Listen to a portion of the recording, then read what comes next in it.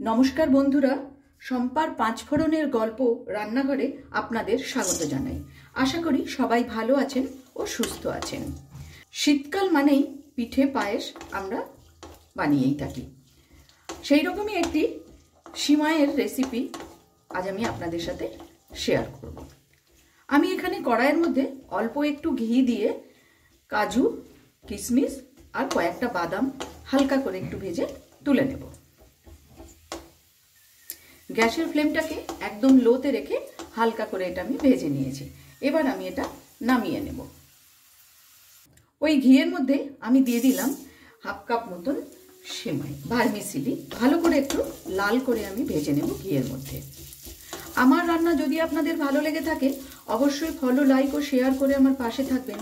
আর যারা আমার চ্যানেলটি এখনও সাবস্ক্রাইব করেননি তাদের কাছে অনুরোধ রইল চ্যানেলটি সাবস্ক্রাইব করে পাশে থাকা বেল আইকনটি অবশ্যই প্রেস করবেন, যাতে আমি কোনো নতুন রেসিপি দিলে আপনাদের কাছে নোটিফিকেশন পৌঁছে যায়।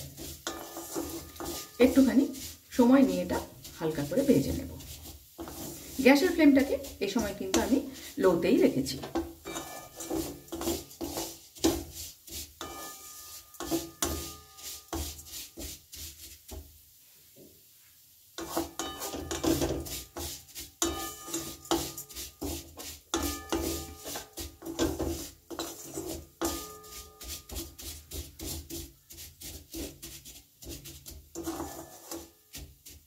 সিমাইটা হালকা করে ভেজে নিয়েছি। এবার এর মধ্যে আমি দিয়ে দিচ্ছি হাফ লিটারের মতন দুধ।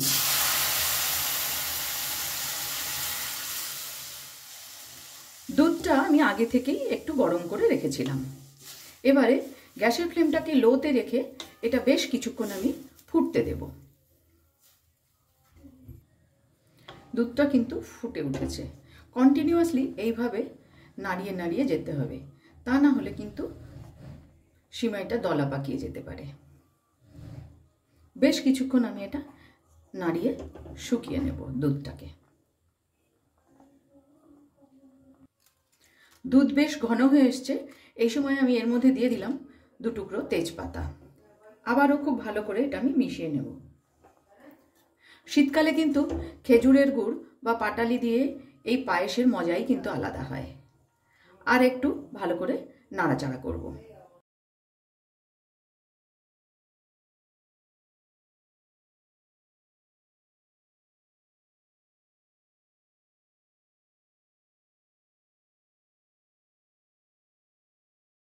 দুধ বেশ ঘন হয়ে এসেছে।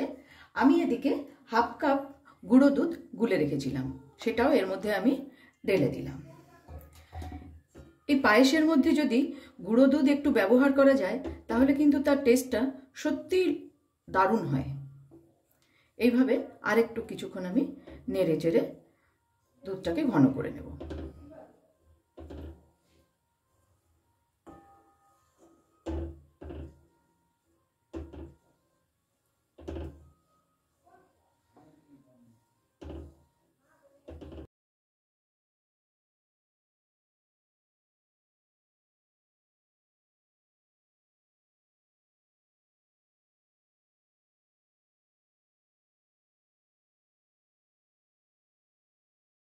প্রায় 10 মিনিট ধরে আমি এইভাবে নেড়ে নেড়ে দুধটাকে ঘন করে নিয়েছি।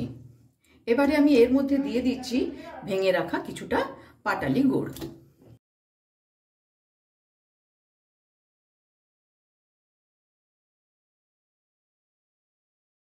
গ্যাসের ফ্লেমটাকে লোতে রেখে একটু ভালো করে নাড়াচাড়া করে পাটালি গুড়টা গলিয়ে নেব।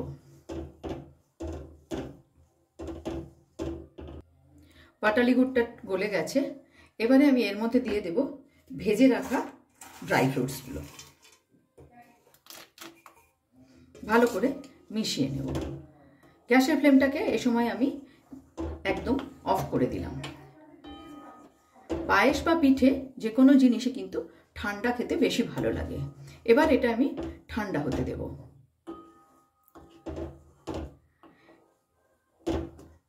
একবার হলেও বাড়িতে এইভাবে সিমাইয়ের পায়েস বানিয়ে দেখবেন, দুর্দান্ত হয় খেতে।